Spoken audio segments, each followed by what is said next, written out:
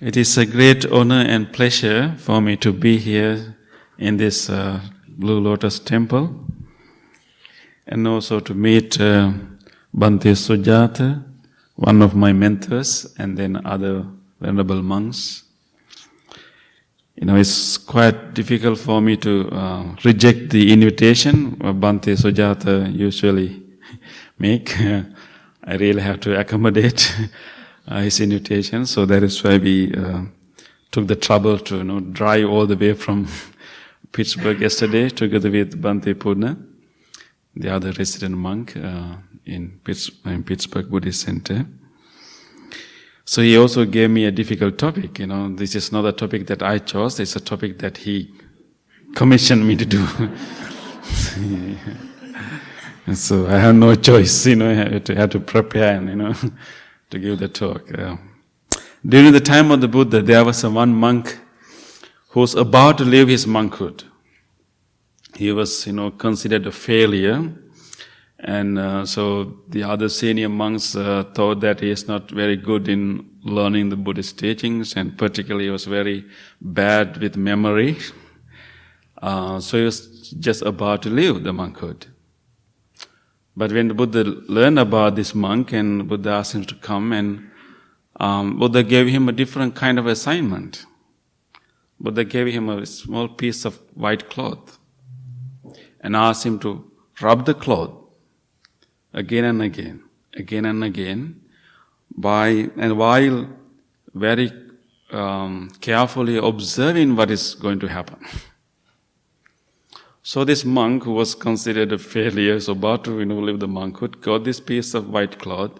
He kept rubbing it, carefully observing what is really happening. So kept rubbing the white cloths, and after you rub white cloths for 30 minutes, what's going to happen? Yeah, you can try it. And this is a kind of experiment Buddha was doing. So he kept rubbing it for a while, and after a while he realized that actually this piece of white cloth, which was quite pure in the beginning, and slowly getting dirty and dirty and dirty because of the the sweat of the hand. So when he was really observing this whole process of the white cloth and rubbing, and that because of his keen awareness of the whole process, observation, and he realized, a deeper truth in our life. How everything is in a constant flux of change. And this piece of cloth was one thing in the beginning, but now is quite different. And it's not only the cloth is different, but his body is also different now. And this demarcation of our body and myself and the rest of the world, we have this strict, demarcation that me is one unit, the whole world is another. But when you see this whole thing happening with the white cloth, he realized that actually the boundaries that we make of ourself and the rest of the world is not that isolated. It's not that demarcated. Things can flow. And white cloth got what I considered myself, the part of my body, and the body has changed now, and also the white cloth has changed now. So that helped him to realize the deep truth of our life and reality, and he became enlightened monks. So I felt that this is a very scientific experiment. Like, simply, touching the white cloth with keen observation, and that is the main principle in science, right? So you observe the natural phenomena, and by observing it, you develop, generalizations, and then you experiment it again and again whether it is repeatable. So I think that this is that shows us, like from the beginning of Buddhism, you have this method of experiment, a method of observing, method of making generalization by specific observation and then repeating it. So for me, what Buddha did for this monk was a kind of scientific experiment. So what I'm going to talk today is actually those points of convergence, where the Buddhism meets the science. And definitely, we can see that there can be different goals for science and Buddhism, but there are points that Buddhism and science meet. So I'm going to share with you at least 4 points, points that we can understand how Buddhism and science meet together and then maybe sometimes complement each other. So this is not to say that Buddhism and the science, but there are points of convergence. So the first point I would like to share with you, again, the method of acquiring knowledge. The methods of acquiring knowledge in Buddhism and science. As we just discussed, in the science we have this method of observing a natural phenomena and then understanding some pattern and then putting it to an experiment and test and see whether it is repeatable and then come up with predictable theories, how anything can behave. So we have this observation coming to a kind of generalization and repeating it. So, and then not really accepting anything based on some kind of authority. So when it comes to Buddhism, the way the Buddhism, like the method of acquiring knowledge, has that element of unbiased observation. And I think most of you are familiar with the special sutra we call Kalama Sutta, the Kalama Sutra, where Buddha encouraged everyone not to accept anything based on the authority of the sources, whether it is coming from a tradition, coming from a reputed teacher, coming from revered books, and even Buddha has asked not to accept anything out of reverence to the teacher. But that doesn't mean that Buddha has asked us to deny that tradition or deny any authority or source, but simply do not use the tradition as a criteria for truth. So whatever coming from tradition can be both true and false. So whatever coming from books or holy books can be both true and false. So we should not reject them, or at the same time we should not accept them merely because they are found in those books or in traditions. So we have to suspend the judgment and simply consider those holy books, traditions, as sources of knowledge, or reverential teachers as sources of knowledge, but not necessarily as criteria to be truthful. And so what Buddha has said that, and you can have this information and then you start exploring and start testing them with your own life experiences. And whenever you realize that these things are actually applicable in my life and these things make sense in my own experience, then only you accept them. Attana vajaniyata.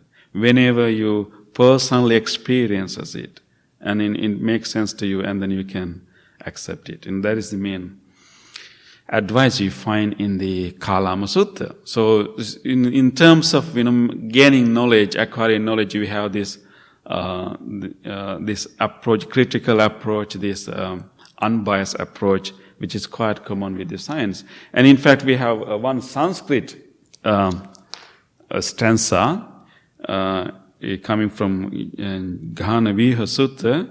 I will say it to you. The Buddha has said, according to that Sanskrit source, just as a seasoned goldsmith would test the purity of his gold through a meticulous process of examination, one should examine my words and accept them, but not merely out of reverence to me.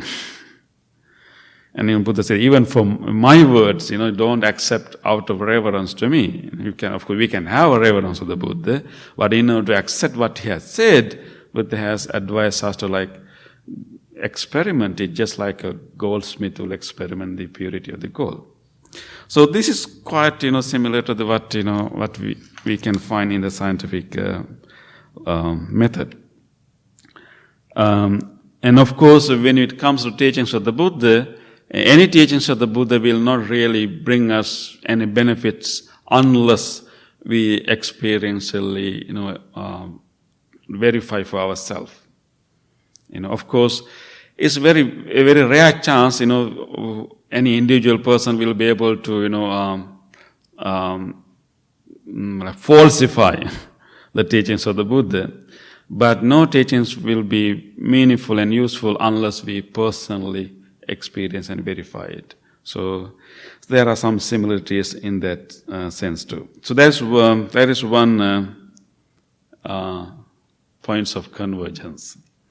The second one is actually is this whole idea of dependent origination. One of the basic principles of Buddhism, when it explains reality, is nature of its interdependence. So we call it dependent origination or interdependence, and that is the underlying principle of all teachings of the Buddha, and also that is the underlying principles of the existence or reality according to the Buddha's teaching. This interdependence or dependent origination. If anything to exist in the world, it has to depend on something else, though something else are also dependent on something else. And so we have this whole idea of interdependence, and nothing exists in the world independently. And anything come into be in the world also based on causes and conditions. Nothing comes into be without causes and conditions. And those causes and conditions are also in turn depend on some other causes and conditions. So we have this whole web of causes and conditions and make it possible for things to arise, things to exist. So this idea is that whole things in a web and connecting to each other. And that is how also we got this idea of emptiness. The emptiness doesn't simply mean that it's like nothing or void. The emptiness means empty of independent existence. Empty of independent existence. So everything's existing depending on many other things. So existence means interdependence. So that's the basic principle. So this is quite similar to what science is beginning to realize now. Of course, the classical science or classical physics would like to see more discrete existence of theoretical elements. But we know that, with, in the beginning of the 20th century, with the discovery of theory of relativity, and we are beginning to realize that, things are not as discrete as they appear to be. And, and then even of course, in the classical physics, the space and time was considered like two different elements. But with the theory of relativity, we are beginning to realize that actually time can be a part of the space, or related to the space, it can be fourth dimension of the space, right? And so we begin to see that even things like forces and space and times, we may not have independent existence as we usually think. They are so interrelated, they exist, but dependently on each other. And moreover, when we come to the so even time and space and mass, energy, they are not really absolutes. They independently exist.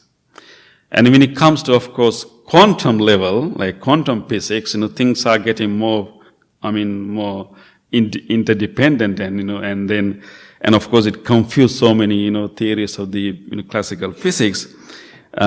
So what we are realizing that in the classical physics, an object can exist and at one place at a given time. An object can exist at a given time in one place. One object cannot exist in two times. Like this ball, the bell can exist in this place at a given time. It can exist in a different place if I move, but in two different times. So in the same time, one object cannot exist in two different places. But at the level of quantum level, like more deeper, smallest level, the scientists are discovering that sometimes an object can appear in two different places at the same time, or at least as a chance at least there's a possibility that one element, one object can exist in two places at the same time. Or, even like one object can exist as a wave at one time, and also sometimes the same thing can also exist as a particle. That is not, in classical physics, either something had to be particle or that element has to be wave. But now scientists are realizing that actually even light is supposed to be a particles, but now at the quantum level they are realizing that actual light can also exist as a wave. So at one time can be wave, another time it can be particle. All right. So again, we're realizing that these things are not solid and absolute, as discrete as the classical science used to understand. So they are going to be more complex. At the same time, like existing, but more like not as solid things, but more like a fluid, more like interdependently of each other. So of course, at the quantum level, we are also realizing the influence of the observer. If the very observation of the particles can change into a wave, or where the observation of the wave can turn into a particle. So there's a role of the observer also.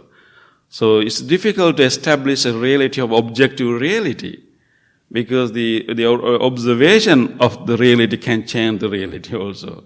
So we can again come into that interdependence kind of idea. So that is one important convergence we are seeing in science and Buddhism. Okay, the other point I would like to share with you is the cosmology, the world. But there's a precaution we have to make it, because Buddhism is not very much interested in the macrocosm, like the space out there. Buddhism is more interested in microcosm. But of course, there are teachings in the Buddha, in the sutras, we can find where Buddha talks about macrocosm, or large universe, or maybe in Buddhism what we call the space world. The more interest of Buddhism is more like turning the whole telescope inward. Not really telescope outward, but mostly like inward and seeing this world right here. But we can also find some reference to the outer world, and in fact, actually, we find these teachings of the Buddha with thanks to Venerable Ananda. You have heard about Venerable Ananda, right? The Venerable Ananda, who is a personal attendant of the Buddha. Actually, he played so many roles, not only as an attendant, but also as a private secretary of the Buddha, and organizing his meetings, travels, and also as a very important person, like a reporter, who memorized so many teachings of the Buddha. And Venerable Ananda was not enlightened until the passing away of the Buddha. So he's represent most of us actually. So he has all kind of crazy questions for the Buddha. And he was, bugging the Buddha one time, to explain what Buddha would think about this space world. And Buddha did not purposely give this teaching, but he was pushing the Buddha, can you tell me, what is there and how much influence we can make? So because of his constant in asking, and one time actually Buddha gave, not one time, there are a few sutras we can find Buddha was explaining the space world.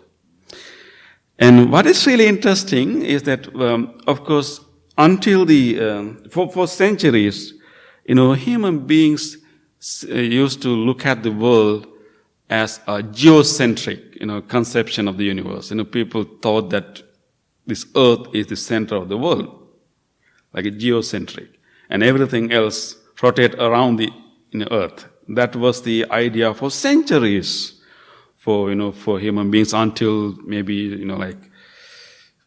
until the Copernicus, right? Until the Galileo and Copernicus, 16th and 17th century. The idea of the world is earth is the center, everything around working around us, and we are the center of the world. Right? And so more we learn about the universe, we are becoming, we are we are moving away from the center to the periphery, right? So now we are like a periphery, but in the beginning, like we feel like we are the center of the world. So what is really surprising in the teachings of the Buddha, when Buddha talks about the world, and he displaces the earth at the center. And I can read you. This is from the sutra called Loka Dhatu Vinyapana Sutta. Like this is one sutta we find the numerical discourses of the Buddha. And I can give a specific reference if you like later. And it starts like this. So when the Balananda asks to explain the space world, instead of starting with the earth, he starts with, as far as the suns and moons revolve, shining and shedding their light in the space, so far extend the one world system. So it's a starting point of explaining the world, space world, focus on the suns, not even the sun, but he focus on the suns. So I find that this is the first reference, if I'm not wrong, at least in the Asian context, where the earth is displaced as the center of the universe, but focusing on the sun or suns to explain the world. So, and then Buddha talks about 3 tiers of the world systems. Okay, so he said there are 3 tiers. This is the first tier. He says that the 1,000 suns, the system of 1,000 suns, can be considered as one world system. So the first tier, he called 1,000-fold minor world system, or Sahasi Lokadhatu. The 1,000-fold minor world system. That is, so it's like talking about a world system which has 1,000 suns. I mean, what is similar to this? Is galaxy has one sun or more suns? More suns. So it can be close, like his first tier, his first world system can be close to a galaxy, the modern day science. And then say that is not isolated, that world system with 1,000 suns is one system, but he said that there could be, the second tier is that thousands of those world systems. So he called it like twice 1,000 mild-in world system. Like thousands of those world system can be another set. And so that here we get like thousands, times thousands is 1 million, right? So then he talks about the world system that has 1 million suns. So those, the galaxies can be part of another larger system, which he called twice 1,000 world system. So we are talking about 1 million suns. So it could be like cluster of, now we are talking about the cluster of universes, the cluster of galaxies, right? The galaxy exists in clusters. So similar to that. So thousands of galaxies. And then he said that even that world system can be part of another larger system, the third level. And he said that actually thousands of those clusters can be another system. He called it thrice a world, great world system. So we get 1 billion suns in that system. 1,000 times, million. So similar to like maybe now we used to go super cluster or maybe mega galaxy. So we have to think about this is given in 6th century BCE. Like people will still think about the earth as the center of the universe. He like displaces the earth and then move to the suns, and he's talking about 1 billion suns. Of course, they stopped there. He didn't go further than that, because Buddha said that learning about these things are not directly related to our liberation. Your suffering will not end just because you learn about 1 billion suns. So he didn't go beyond that. He said, Anand, that is enough for you to know. So it shows that so what we are discovering the science, it has some kind of affinity, some kind of connection to how the Buddha saw this space world. And also, the very term Buddha used for this system is called Chakkavala. You know the meaning of the word Chakka, right? Chakka, like the first teaching of the Buddha called Dhamma Chakka, the wheel. And so when the idea of a wheel, then in one sense it shows this spiral idea of the galaxies, like the Edwin Hubel's, idea of a spiral world system. And also it shows the rotation, like moving, the idea of the universe is moving. So there are so many affinities in that sense. And of course, then Buddha also talks about different phases of a world system. And in another sutra, also in the Anguttara Nikaya, numerical discourse called Kappa Sutta, Buddha talks about 4 phases of a solar system, or even 4 phases of any planet. And he named these 4 phases, like phase number 1 can be called opening phase, called Vivartamana. And any solar system, any world system, any planet can have one phase called opening phase. And the second phase called opened phase. And the other phase is called closing phase. And the fourth phase is called closed phase. So the organic life is possible only in the opening and opened phase. So any world system can go through these phases. So even, for example, Earth can have a closed phase, an opening phase, an opened phase, and a closing place, and going back to closed place. So those 4 phases. So right now, Earth is in opened phase, so we have organic life. But maybe you can start to question, with the global warming, whether we have started the closing phase. I don't know. It's up to us and to whether to start the next phase, right? And so talking about these different phases, also quite similar to what scientists are realizing about the world.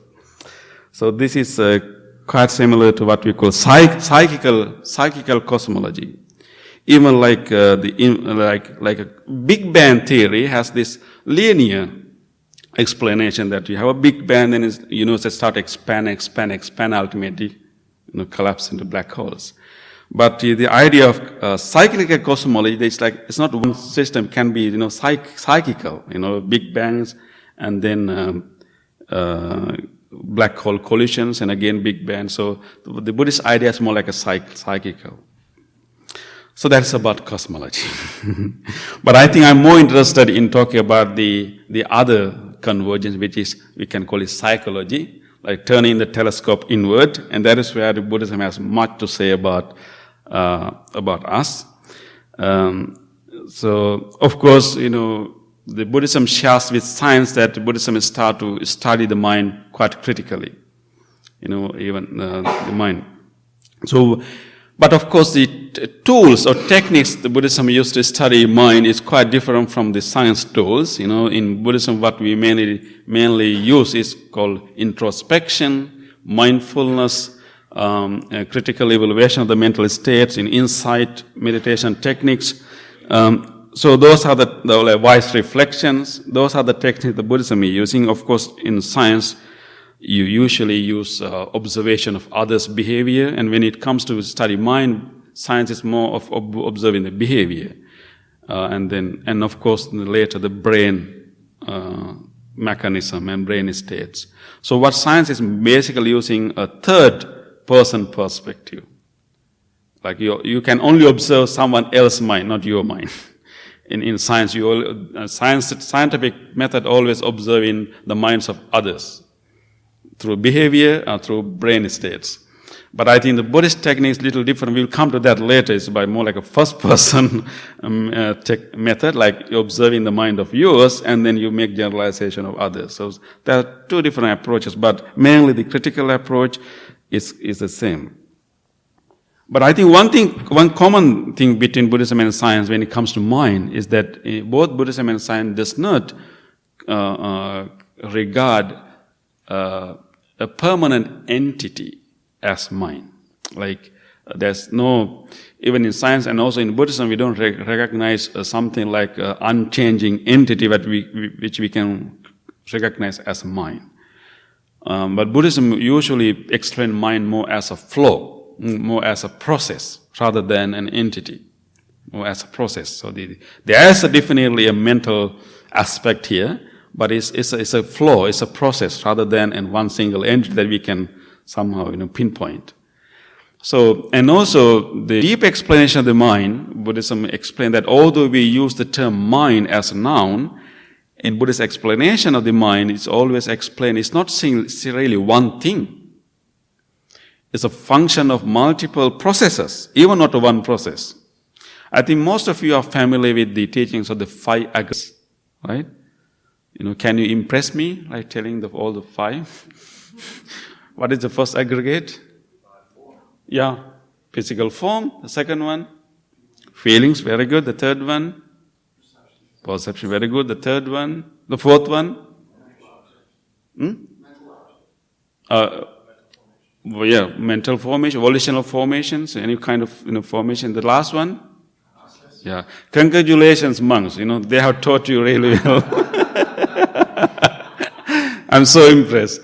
So take those 5 aggregates. This is like explaining our mind, and if you remove the physical form and all other 4 are the 4 aspects of what you call the mind. It's not really one thing.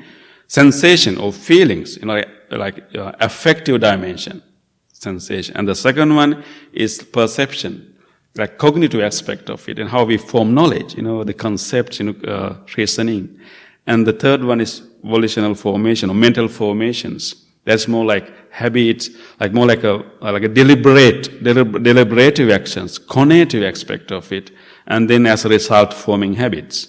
And the last one is consciousness, like basic awareness of sensory experiences. So we can see that at least 4 aspects, a combination of the 4 processes is what we call the mind. Now, let me read you the definition of mind given by American Association of Psychology. Oh, that's Association of APA. How you say that? Association of Psychology of America. Oh, American Association of Psychology. Yeah. Let me read their definition of mind. All intellectual and psychological phenomena of an organism encompassing motivational, affective, behavioral, perceptual, cognitive systems. So when you say motivational, that is the mental volitional formation, like cognitive, deliberative aspect. Affective, that means feelings, sensations, and perceptual, that means perceptions, cognitive, and then perceptual and cognitive systems. So even that is the definition. So it shows that mind is not considered as one single simple element. It's a combination of multiple functions. So that's how even Buddhism recognizes the mind also. And the other one is like the mind's, according to the Buddha, our experience of the world is largely determined by our mind. Like what we see as the world is largely kind of constructed, so to speak, by the mind. And that is why we find these terms like mind is the forerunner of all experiences. Remember, that is the first line in the Dhammapada, right? Mind is the forerunner of all experiences. Mind-made are they. And then, so Buddha is also describing that the world we experience is a co-creation of our mind and the whatever the stuff, the other. Right? It's not, we don't really see it in objective world, so to speak. We are part of creating the very reality that we are seeing. And of course, we come to the other function of the mind. Would also recognize that our mind has a capacity even to create a virtual reality. And most of the time, we only need a little bit of pieces of information. We create a whole world, right? We call it virtual reality. Most of the time we live in a virtual reality rather than the actual reality.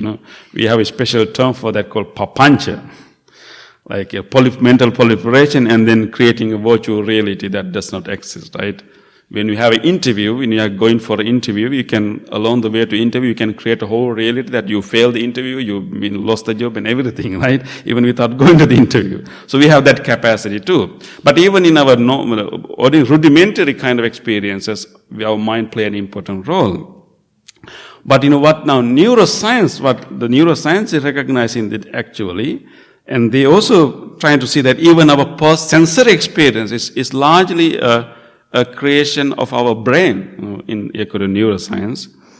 And particularly in our view of the world, when we see something, there are blind spots, right? There are blind spots, but actually our brain fills them. And when you see any place, actually, what is really, whenever you look at me or this area, whatever, our eyes can only catch a small hole, a small spot as clearly. I can't see you all at once. I can see you maybe 1 or 2% at a time. Actually our perceptual, actual sensory data that is going through our eyes to our brain is actually one hole, a small hole, and rest of the things are blurred. So I should be seeing the world like, one small, like having a problem with the eyes, when we have, seeing a small spot right in the middle is clear and the rest of things as blur. But that is actually the sensory data coming through our eyes to our brain. But that is not how you see me or see this whole. And you fills the rest based on your previous visions, previous memories.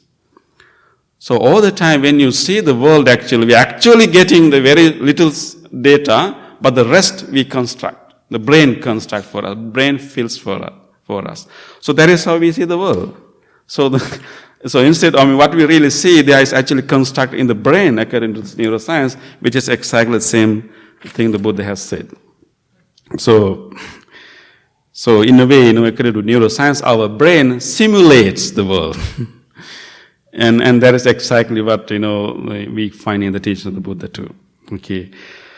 Lastly, a part of the psychology actually, one thing I would like to share with you is that the human predicament, Buddha has talked about, how, as human beings, our common aspect of experience is called dukkha, the unsatisfactoriness.